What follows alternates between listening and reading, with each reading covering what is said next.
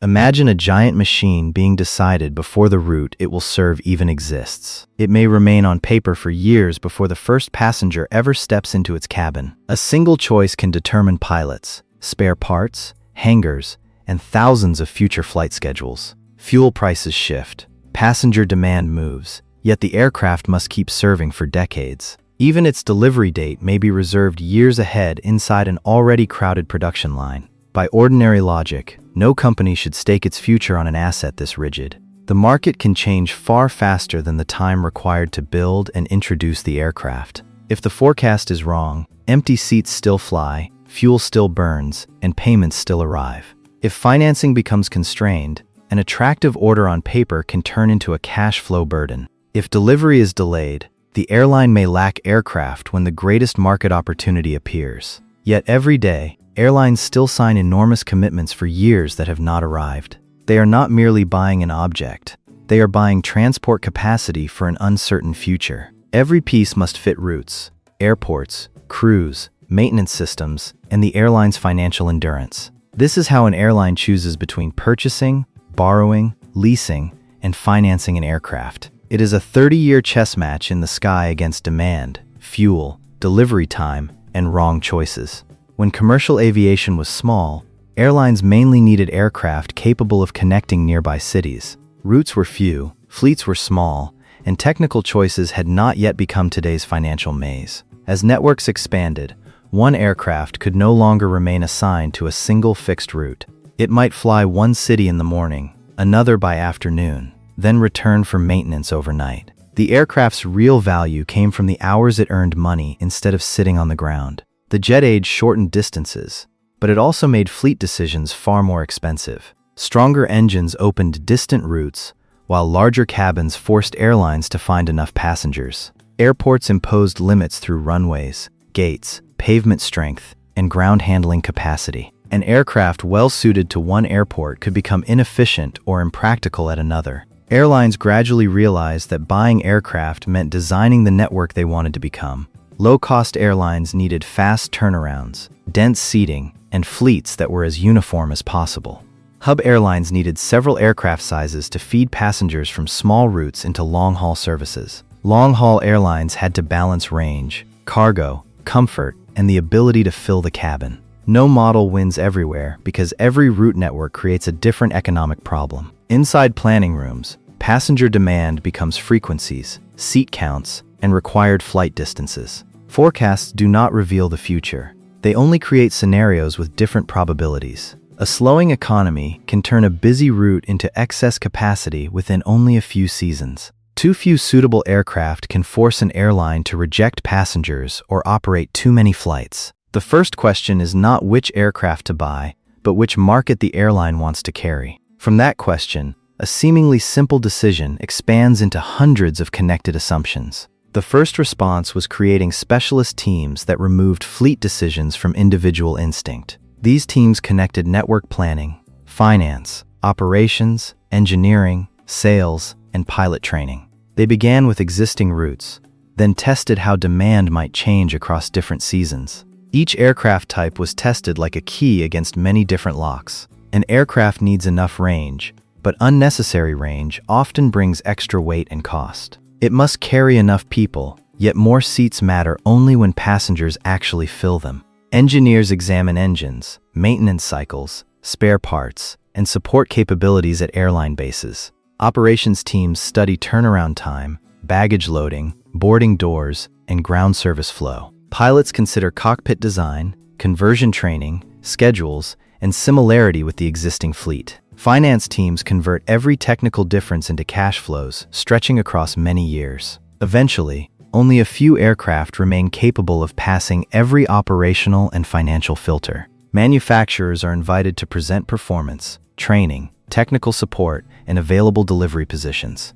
Airlines do not simply accept sales claims. They test aircraft using their own operational data. A hot, high, or short runway can change the useful payload of the same aircraft. Wind, temperature, and terrain mean catalog performance is never the final answer. Simulated flights estimate fuel, time, payload, and the margins required for safe operations. Commercial teams also ask whether the proposed cabin can support the expected ticket prices. A technically efficient aircraft can still fail when its cabin product does not suit customers. The first adaptation was not choosing faster, but learning to ask the right questions first. The chessboard gained rules. No piece moves until the system understands the consequences. As order sizes grew, aircraft selection was divided into clearly defined approval stages.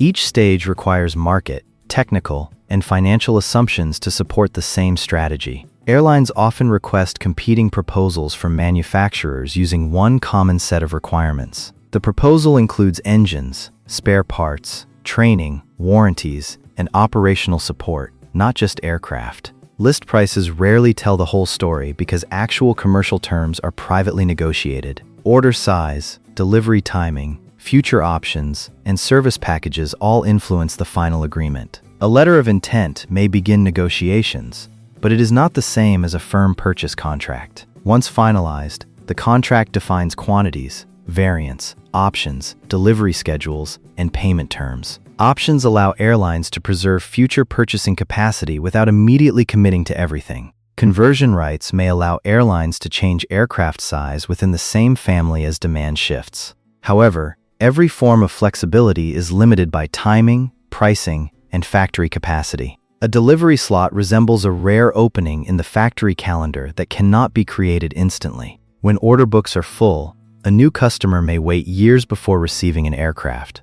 During that wait, airlines may retain older aircraft or temporarily lease additional capacity. Leasing companies became major players by purchasing aircraft and distributing their use among airlines. Leasing provides access to aircraft without paying the full purchase price upon delivery. In return, airlines pay rent, follow maintenance conditions, and return aircraft in an agreed condition. Some airlines order directly, then sell the aircraft to a lessor at the moment of delivery. Through sale and leaseback, cash returns to the airline while future rental obligations remain. Banks, capital markets, and investors may stand behind an aircraft operating every day. The aircraft operator, legal owner, and financing provider may therefore be three different entities. The system works only when contracts divide risks, responsibilities, and asset control clearly. Before approval, airlines test difficult scenarios to see whether the business can still survive. An order is sensible only when the airline can endure higher fuel prices or weaker demand.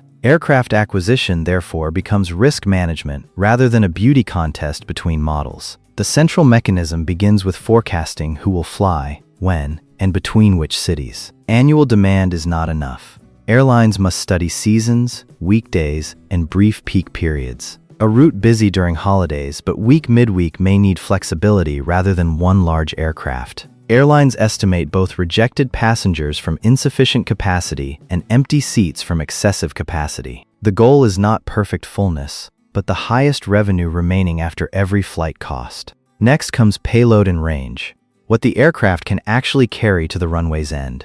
Fuel for a long journey occupies weight that could otherwise belong to passengers, bags, or cargo. At hot or high airports, thin air may force airlines to reduce payload for safe departure.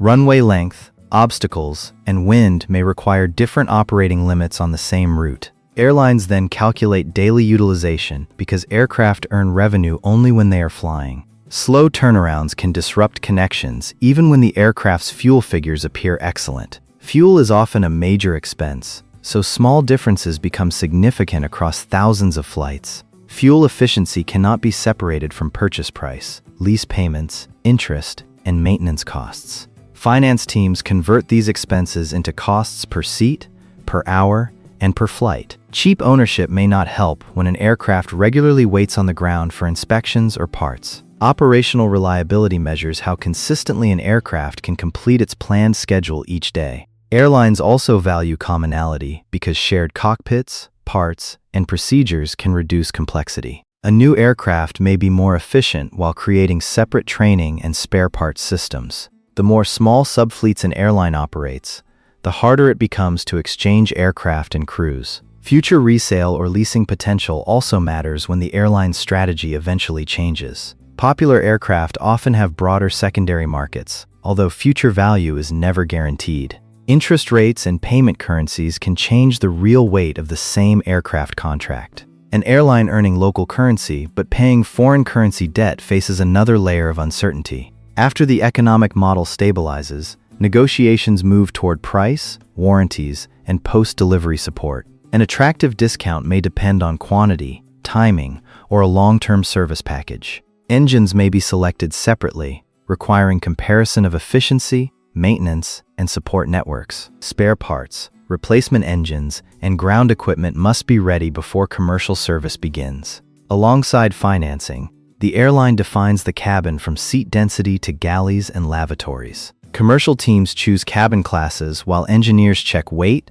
balance, and emergency requirements. Another seat row may raise potential revenue while reducing comfort and slowing onboard service. Seats, screens, and connectivity add weight that must be carried on every flight. Cargo holds are configured around baggage, parcels, and container systems used across the network. Once the design is frozen, late changes can disrupt suppliers and production schedules. Manufacturers need exact decisions on seats, galleys, materials, and equipment for every airframe. During assembly, airline representatives monitor progress, technical records, and contractual compliance. Pre-delivery payments often occur in stages, sending money away before the aircraft even exists. Near delivery, acceptance teams inspect the fuselage, cabin, systems, and detailed configuration records. An acceptance flight allows the customer to verify operation before signing the final handover. After discrepancies are resolved, ownership or leasing rights formally transfer to the receiving party. The aircraft then flies home, where crews, parts, training, and schedules must already be prepared. The first hidden cost appears before service begins, as deposits and early payments reduce liquidity. If the market weakens during the wait, the airline still has to honor earlier commitments. Borrowing preserves cash today, but interest turns the aircraft into a long-term obligation. Leasing reduces initial investment, yet rent remains due even when the aircraft flies less. Lease contracts specify engine, airframe, documentation, and condition requirements at return. Insufficient maintenance can produce major redelivery costs when the airline has the least flexibility. A new fleet also requires retraining pilots, cabin crew, mechanics, and scheduling departments. During transition, airlines may operate old and new fleets simultaneously at considerable expense. One missing component can keep a massive asset grounded during the busiest travel season. Supply chain strength therefore becomes part of the purchase decision, even though passengers never see it. Delayed engines or seats can postpone delivery and undermine the planned opening of routes. The airline may lease replacements, retain older jets, or reduce its growth ambitions. Fuel prices can reverse the advantage between a cheap older aircraft and an efficient new one. Large aircraft reduce cost per seat only when enough of those seats are sold. Smaller aircraft offer flexibility, but more flights require extra crews and airport fees. There is no perfect size, only a size suited to the network at a particular moment. Resale value depends on future markets where preferences and regulations may be very different. An unusual cabin can force future buyers to spend heavily on conversion. Even specialized paint and equipment can prolong the transition between different operators. Ordering too little limits growth, while ordering too much turns forecasts into mountains of obligations. Deferring delivery may reduce immediate pressure, but it creates new negotiations and additional costs. Canceling can sacrifice earlier payments and damage relationships needed for future orders. Keeping the wrong order may cost even more through years of inefficient operation. The greatest weakness is not the metal, but the assumptions that have hardened around it. When reality differs from the forecast, the chessboard punishes moves that once appeared perfect. Consider a composite scenario. An airline expects a new long-haul market to grow rapidly. Strong forecasts make a large aircraft appear cheaper per seat than smaller alternatives. The airline orders wide-body aircraft, creates luxurious cabins, and reserves consecutive delivery slots. When the first aircraft arrives, demand grows slowly and business travel remains weaker than expected. The inaugural flight looks impressive, but later services contain many empty rows. To fill the cabin, the airline cuts fares, lowering revenue per passenger below expectations. Ticket prices fall, but aircraft weight, crews, and ground service requirements do not become smaller. Fuel burns according to the real journey, not the passenger forecast once shown in a presentation. Airport charges, maintenance, and training continue even when route revenue misses its target. Cargo may recover some revenue, but not every market provides enough valuable freight. The airline reduces frequency to limit losses, making the schedule less attractive for connecting passengers. With fewer convenient flights, travelers choose competitors, causing demand to weaken further. A decision about aircraft size begins distorting the entire network, not just one route. The aircraft moves to another route, but that market does not require so many seats either. When grounded, it stops earning revenue but still needs insurance, parking, and routine inspections. Subleasing is difficult because other airlines also examine range, cabin design, and conversion expenses. Selling early may require accepting a low price when many operators are reducing fleets simultaneously. Deferring future deliveries eases pressure but forces the airline to reopen contracts and production schedules. Keeping the order risks receiving more aircraft of the exact type already lacking useful work. Leadership must choose between losing money immediately or losing it gradually through years of operation. Eventually, the airline reduces routes, delays, deliveries, and finds partners to lease part of the fleet. The damage does not come from technical failure, but from a market unlike the original forecast. The scenario proves that an excellent aircraft can still be the wrong business decision. Wrong sizing causes empty seats, fuel costs, financial pressure, and network disruption to reinforce one another. On a long-term chessboard, the strongest piece can lose simply because it occupies the wrong square. After failures like these, airlines increasingly treat flexibility as part of profitability. Orders are divided into batches so forecasts can be tested before each major commitment. Options and variant conversion rights create buffers against changing demand. Part of the fleet may be leased so capacity can increase or decrease more quickly. Older aircraft can bridge periods of delivery delay or uncertain market growth. Modern models test fuel prices, interest rates, currencies, and several demand scenarios simultaneously. Instead of trusting one forecast, airlines seek plans that can survive across many possible outcomes. Related aircraft families are favored when they allow shared crews, parts, and procedures. Cabins are also designed for easier modification when demand between travel classes changes. Maintenance schedules are integrated into network planning before the aircraft even arrives. Airlines and lessors negotiate maintenance reserves and return conditions more carefully. Flight hour support agreements can transfer some maintenance uncertainty to service providers. Sale and leaseback may release cash, but only when future rental commitments remain manageable. Deliveries are spread out so aircraft, training, and payments do not arrive simultaneously. Airlines also prepare alternatives in case engines, seats, or suppliers fall behind schedule. Operational data from the current fleet constantly updates assumptions about undelivered aircraft. Every real flight becomes a test for fleet decisions that may be made years later. Boards ask not only which plan earns the most, but which failure would be least dangerous. Risk is no longer placed outside the model. It becomes part of the decision itself. After the crisis, the chessboard has no fewer pieces, but the player preserves escape routes. The most common misunderstanding is that airlines simply compare Airbus and Boeing prices. In reality, purchase price is only one part of living with an aircraft for decades. Buying is not always better than leasing, and leasing is not automatically cheaper or safer. Larger aircraft are not inherently more profitable because empty seats erase their unit cost advantage. Greater range is not always better because unused capability is carried as extra weight. Cabin design is not decided at the end. Suppliers need those decisions early in production. Delivery dates are not unchangeable promises because production depends on countless components and approvals. A new aircraft cannot immediately enter service without trained crews, parts, and completed documentation. No single department decides alone. The final choice is a compromise between competing objectives. An order announced publicly may combine commitments, options, and agreements with different levels of certainty. The manufacturer supplies the airframe, but the airline buys an ecosystem of training, maintenance, and support. The cheapest aircraft at signing can become the most expensive after entering the network. Today, fleet decisions face simultaneous pressure from fuel, emissions, interest rates, and supply chains. Efficient aircraft are favored, but the savings must justify purchase and transition costs. Environmental requirements make future economic life harder to predict than technical service life. Airlines must consider future fuels, noise limits, and the aircraft's capacity for upgrades. Strained supply chains can make delivery slots and punctual arrival as valuable as efficiency. Lessors increasingly influence selection because they favor aircraft usable by many different airlines. Aircraft health data helps airlines forecast maintenance and measure real operational efficiency more accurately.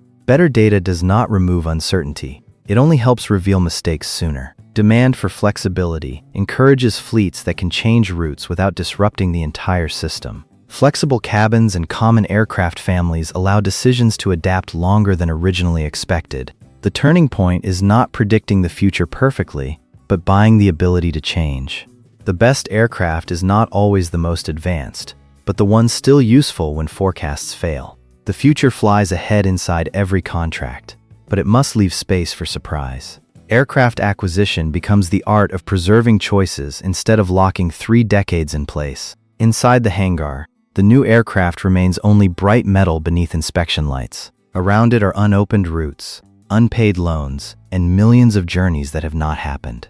When the engines start, forecasts, negotiations, and years of preparation leave the ground together. The aircraft rises into the dawn, a business decision flying with the chessboard of the future.